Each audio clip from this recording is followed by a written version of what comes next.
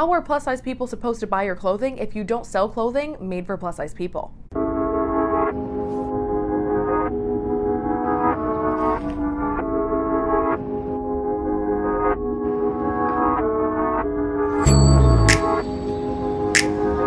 Hi everyone, welcome back to my channel. Thank you for being here. Thank you for making it. My name is Anisha Brigitte Bronzy Braun, and today we're going to be talking about the brands that rebrand themselves as inclusive just for clout and money. As always, we'll be covering the lies, deceit, deception, and unethical business practices of some of the largest corporations in America. I am in America, so that's mostly where this stuff is going to be at, okay? So before we get started, make sure that you're subscribed to the channel. That would help me out so much. I'd love to see you here. My TikTok has been banned because of the stupid people mass reporting, things like that, etc. So make sure you follow my new TikTok. It will be linked down below. I'll give you a little boop to show you which one's me. I'm hashtag Thicky Queen. So follow me on there. If you'd like to follow my Instagram, you can. Instagram's dead though, so who really gives... Yeah, let's get into it. So I think that the biggest example that everyone would know from this whole rebranding as inclusive for clout, or just the refusal to rebrand, is Victoria's Secret. Now, Victoria's Secret, if you don't know, if you've never heard of it, is a lingerie brand founded in 1977 by Roy Raymond. I'll have all the articles and everything that I'm reading from linked down below because I want to go through some of them, but I find this very interesting that this is the Business Insider. And it says, inspired by an uncomfortable trip to a department store to buy underwear for his wife, Raymond set out to create a place where men would feel comfortable shopping for lingerie. He wanted to create a women's underwear shop that was targeted at men. Doesn't that sound like something we need? How about we take the needs of women and their bodies and we target it towards men? That is so, oh my God, duh, Roy, duh. Why didn't we think of that before? It's almost as if we've been shopping for bras and underwear and thought, there's not enough men here.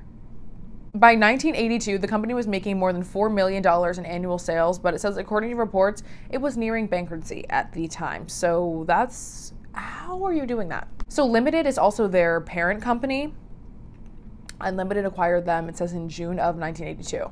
Now, Wexner is a man who founded the Limited brands, which is now called L Brands, but the owner of the parent company acquired Victoria's Secret, turned shit around, and was like, maybe we need to make this women's lingerie brand about women. So basically, by 1990s, we're looking at $1 billion for this company. Okay, moving on. Now, it says that between 2015 and 2018 is when the sales began to plummet.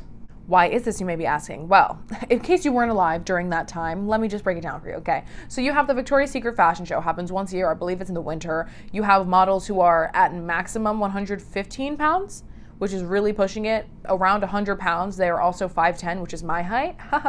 That's crazy. That is, I don't know, maybe recipe for an you are 12. So love that for us. But it was a huge deal. Everyone would watch it, mostly because this shit is so pretty. It's a runway show, so everyone's living. It's on normal TV, so it's more accessible. And there are only 100-pound models on there, which we'll get into, because why is it that every single person, where did you first of all find all these women? Obviously, they're already professional models, but still. We already know the modeling industry has a lot of issues with not only size inclusivity, but also just inclusivity in general, and how the main focus, especially still today in high fashion, is just skinny, skinny, skinny, skinny, skinny, no meat, just bones. That's the vibes. And look, if that's your body type and that's just your natural body type, rock on.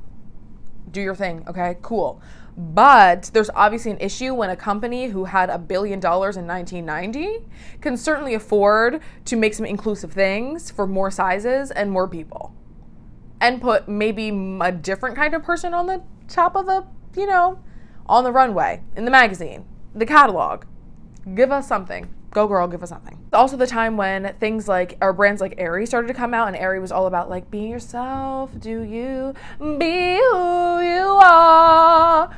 So 2018 is when the infamous controversial statements were made. Rizek, I believe is how you say it, Rizek, I don't know, said in an interview with Vogue that he didn't think the show should feature trans,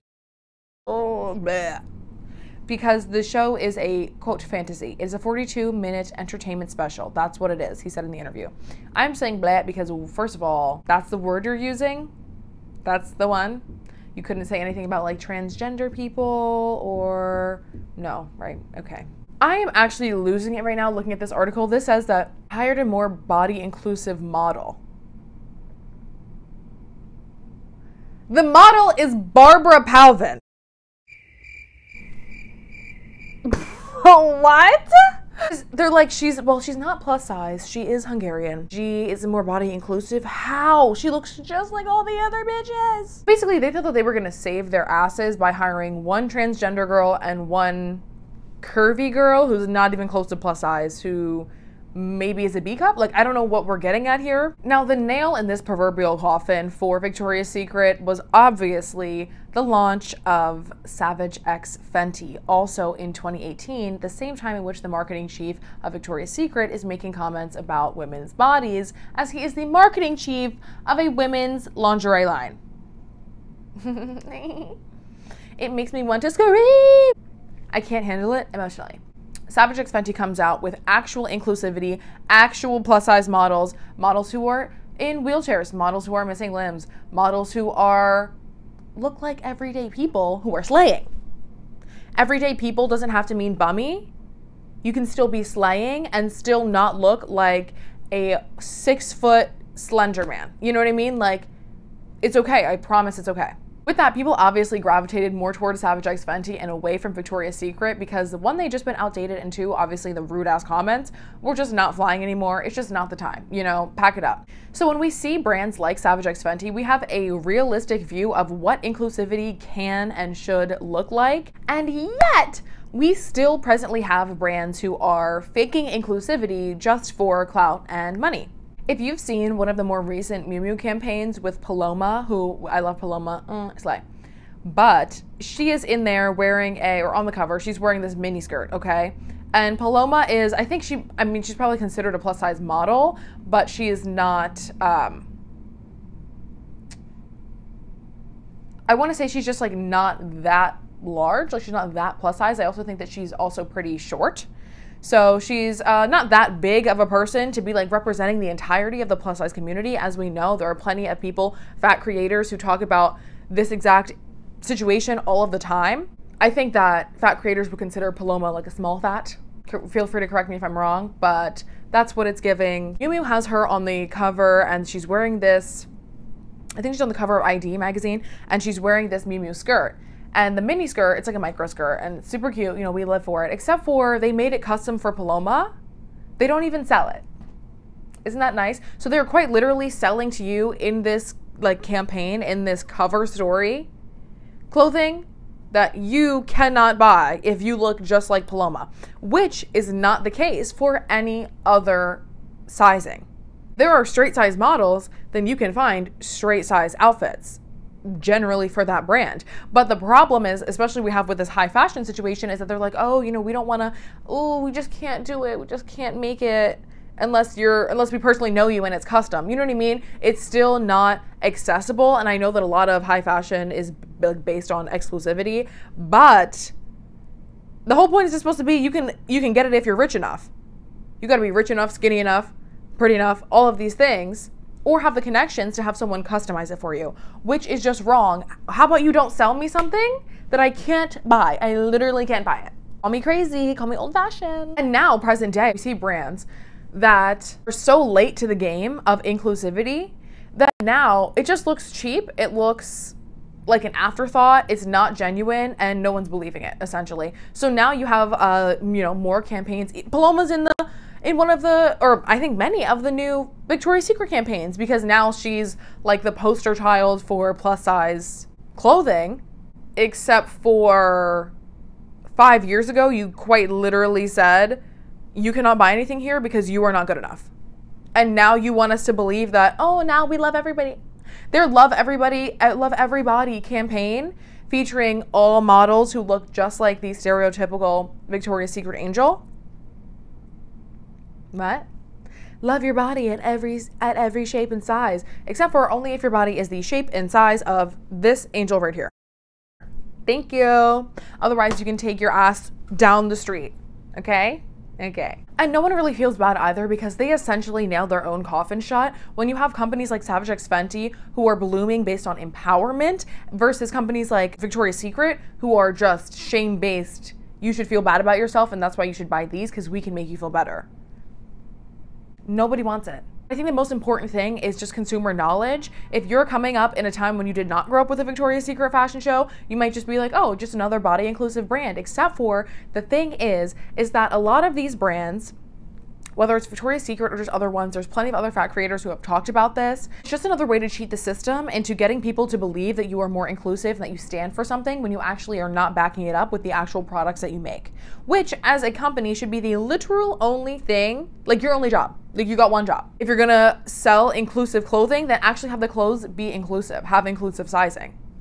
Not that hard. I say all of this to say, just remember that everything that you see on Instagram is not what it seems. All of these different brands who are now hopping on the bandwagon of inclusivity, before you decide to promote a brand as inclusive, make sure that you actually look into the brand and see what the size range is, what it's looking like, what fat people are saying about it.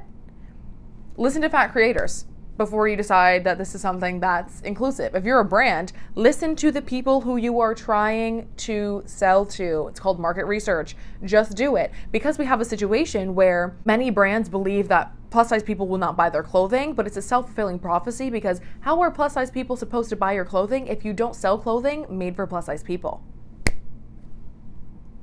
Not possible. That's to say, if you're a brand, do better. Stop lying to people. If you're a consumer, just be aware of what you're buying. And for everyone else, listen to plus size people when they tell you that something does or does not fit, or that a company is or is not being transparent about the actual levels of inclusivity that they offer. If you know of any other brands that do this specifically so I can keep an eye out for them, please leave in the comments below. I will try, if I can think of any more, I will try to, but I know that there was someone who I was following on TikTok who was talking about it, and I can't remember what else they were saying, but if I remember, I will certainly leave it down below. So that is all for today. I hope you like our little talk, our little discussion. Make sure that you leave a comment. Like I said, let me know what brands you know of that have done this. That's not cool. It's very shady. Like this video, give it a big thumbs up, and subscribe to the channel so you can come back and see my lovely face again. It'll be so fun. We'll key. It'll be so good. Key is actually the third key, the highest level of Celestial Kingdom. Anyway, I've got to go. Have a great day. Have a great life. Do whatever it is that you do, and follow me for more. Bye.